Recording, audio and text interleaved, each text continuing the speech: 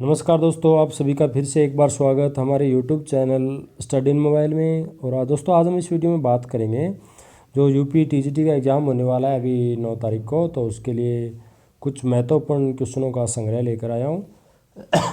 आशा करता हूँ ये मेरा वीडियो आपको अच्छा लगेगा, तो ये वीडियो आप अंत तक पूरा देखें। तो चलिए स्टार्ट करते हैं। पहला क्वेश्चन देखिए, गंधार कला शैली का संबंध है।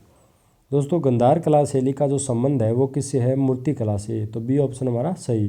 अगला क्वेश्चन, सुप्रसिद्ध चित्र बनी ठनी आधारित हैं।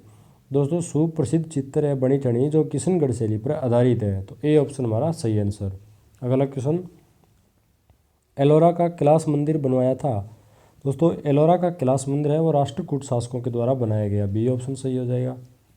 अगला क्वेश्चन, चित्रकला की पाल शैली के विषय थे। दोस्तों चित्रकला की जो पाल शैली है वो बौद्ध धर्म से संबंधित है। तो बी ऑप्शन हमारा सही होगा। अगला, एम एफ हुसैन किस क्षेत्र से संबंधित है? दोस्तों एम एफ हुसैन है वो चित्रकला से संबंधित है। तो सी ऑप्शन हमारा बिल्कुल राइट हो जाएगा। अगला क्वेश्चन देखिए, अजंता में कुल कितनी गुफाएं हैं? अजंता में कुल कितनी गुफाएं हैं दोस्तों? तो इसका सही आंसर क्या होगा? 30। दोस्तों अगर ऑप्शन में 30 नहीं दिया हुआ हो तो आपको क्या करना होगा? 29 गुफाएँ, 29, 29 गुफाएँ, क्योंकि अभी वर्तमान में 30 गुफाएँ हो चुकी है। एक नई गुफा का खोज हुआ है जिसका नाम दिया गया 15A। तो चलिए अगला क्वेश्चन देखते हैं, एलोरा का कैलाश मंदिर किस गुफा में स्थित है? दोस्तों एलोरा का जो कैलाश मंदिर है वो गुफा संख्या 16 को कहते हैं। तो सी ऑप्शन हमारा सही हो जाएगा। अगला क्वेश्चन, भारत माता नामक पेंटिंग किस चित्रकार की है? भारत माता नामक पेंटिंग है वो अवनिंद्रनाथ टैगोर की है। तो सी ऑप्शन हमारा सही हो जाएगा। अगला क्वेश्चन, जोगीमारा के चित्र बने हुए हैं। दोस्तों जोगीमारा गुफा के जो चित्र बने हैं वो किससे है? सफ़ेद पृष्ठभूमि पर बने हुए हैं। जोगीमारा गुफा में जितने भी चित्र बने हैं उन सभी चित्रों की पृष्ठभूमि कैसी है? सफ़ेद रंगों की। तो सी ऑप्शन हमारा सही हो जाएगा। अगला क्वेश्चन देखिए, पंचतंत्र का फारसी अनुवाद क्या है? पंचतंत्र का फारसी में अनुवाद है अयार ए दानिश। तो ए ऑप्शन हमारा सही हो जाएगा।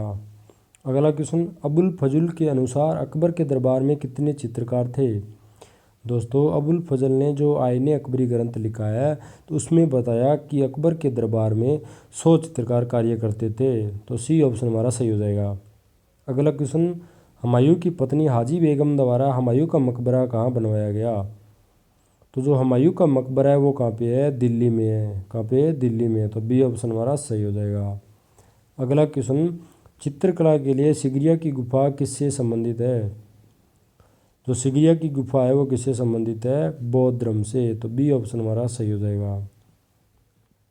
अगला क्वेश्चन देखें, पटना शैली को किस नाम से जाना जाता है?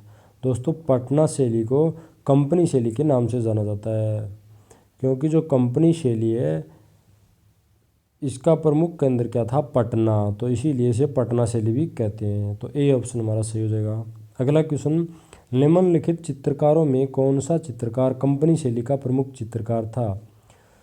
दोस्तों निम्नलिखित चित्रकारों में कौन सा चित्रकार कंपनी शैली का प्रमुख चित्रकार था? तो ये डी ऑप्शन सही हो जाएगा, लालचंद।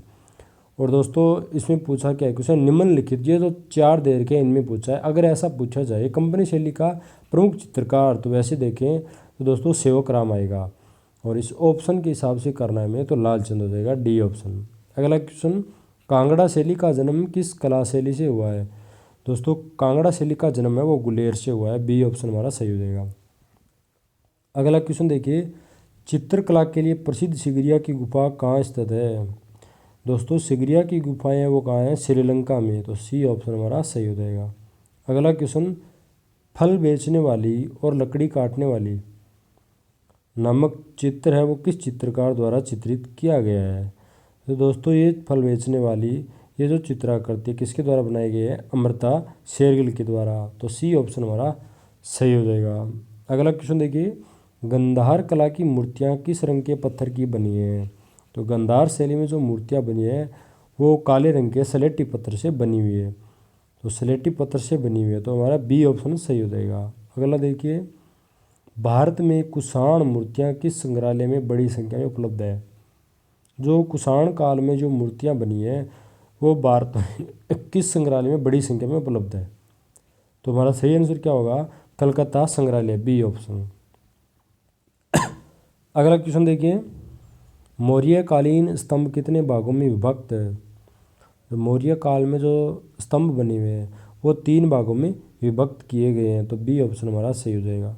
अगला, अशोक के स्तंभों की चौकी पर कितने पशु हैं? अशोककालीन जो स्तंभ निर्माण हुए हैं उनकी जो चौकी पर पशुओं की आकृतियाँ बनाई जाती थी उनमें कितने पशु होते थे? 4। तो ए ऑप्शन सही हो जाएगा। अगला क्वेश्चन, अजंता शैली को कितने वर्गों में विभाजित किया गया है? तो दोस्तों अजंता शैली को 3 भागों में वर्गित किया गया है। सी ऑप्शन हमारा सही हो जाएगा। अगला क्वेश्चन देखते हैं, मरणासन राजकुमारी किस गुफा में चित्रित है? मरणासन राजकुमारी अजंता की गुफा संख्या 16 में चित्रित है। सी ऑप्शन हमारा सही होगा।